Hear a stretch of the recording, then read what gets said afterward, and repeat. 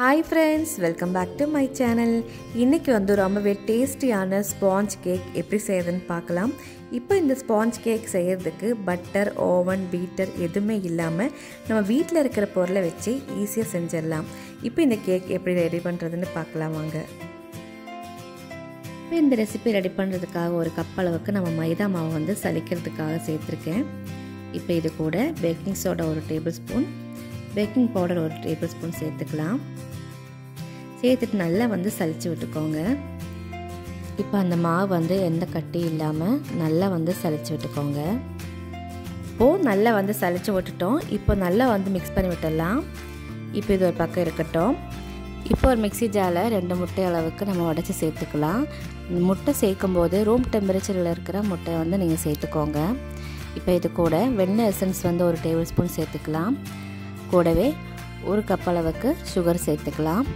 இப்போ நம்ம அரைச்சிட்டு வந்துட்டோம். இப்போ ஏற்கனவே நம்ம மிக்ஸ் பண்ணி வச்சுருக்கிற அந்த மாவில் வந்து நம்ம வந்து அரைச்சி வச்சுருக்கிற அந்த முட்டை வந்து சேர்த்துக்கலாம். சேர்த்துட்டு நல்லா வந்து மிக்ஸ் பண்ணிக்கோங்க. இப்போ நீங்கள் வந்து மிக்ஸ் பண்ணும்போது நல்லா வந்து ஒன் சைடாக வந்து இந்த மாதிரி மிக்ஸ் பண்ணிக்கோங்க. நான் வந்து ஸ்பீடாக காமிக்கிறேன். மிக்ஸ் பண்ண நீங்கள் வந்து ஒரு 1/4 கப் அளவுக்கு பால் வந்து இந்த மாதிரி கொஞ்சம் கொஞ்சமாக சேர்த்துட்டு நல்லா வந்து கலந்து விட்டுக்கோங்க.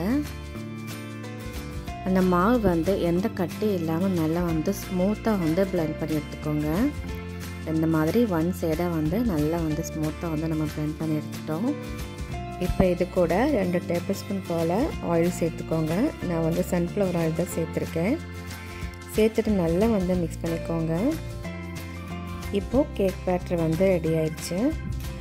இப்போது கேக் ரெடி பண்ணுறதுக்காக ஒரு கேக் டின் எடுத்து வச்சுருக்கேன். இப்போ இதில் கொஞ்சமாக ஆயில் தடவி விட்டுக்கலாம். ஆயில் வந்து எல்லா பக்கம் நல்லா வந்து ஸ்ப்ரெட் பண்ணி விட்டுக்கலாம். நீங்கள் வந்து பட்டர் ஷீட் இருந்துச்சுன்னா நீங்கள் பட்டர் ஷீட் சேர்த்துக்கோங்க. அதுக்கு பதிலாக இந்த மாதிரி கோதுமை மாவு கூட இந்த மாதிரி தூவி விட்டுக்கலாம். நான் வந்து இந்த மாதிரி மாவு தூவி விட்டுட்டு எல்லா பக்கம் நல்லா வந்து ஸ்ப்ரெட் பண்ணி விட்டுக்கோங்க. இப்போ நம்ம வந்து கேக் பேட்டர் வந்து இதில் சேர்த்துக்கலாம்.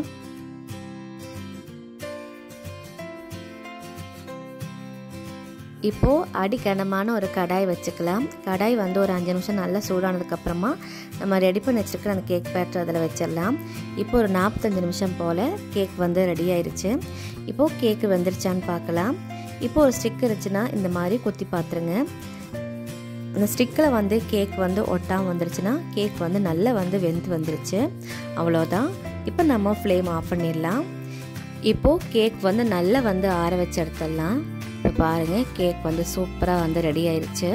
இப்போது கேக் வந்து நல்லா ஸ்மூத்தாக ரெடி ஆயிடுச்சு. நம்ம பட்டர், ஓவன், பீட்டர் எதுவுமே இல்லாமல் ஸ்மூத்தாக வந்து நல்லா ஸ்பாஞ்ச் போல் ஒரு கேக் ரெடி பண்ணி எடுத்துட்டோம். இதே மாதிரி நீங்கள் வீட்டில் ட்ரை பண்ணி பாருங்கள். ரொம்பவே ஈஸியாகவும் இருக்கும். குழந்தைங்களுக்கு இந்த மாதிரி ஈஸியாக நீங்கள் ரெடி பண்ணி கொடுத்துடலாம். இந்த ரெசிபி உங்களுக்கு பிடிச்சிருந்துச்சுன்னா லைக் பண்ணுங்கள், ஷேர் பண்ணுங்கள். கீழே இருக்கிற சப்ஸ்கிரைப் பட்டனே பக்கத்தில் இருக்கிற பெல் பட்டனே ப்ரெஸ் பண்ணிக்கோங்க. அஸ்ஸலாமு அலைக்கும். தேங்க்யூ.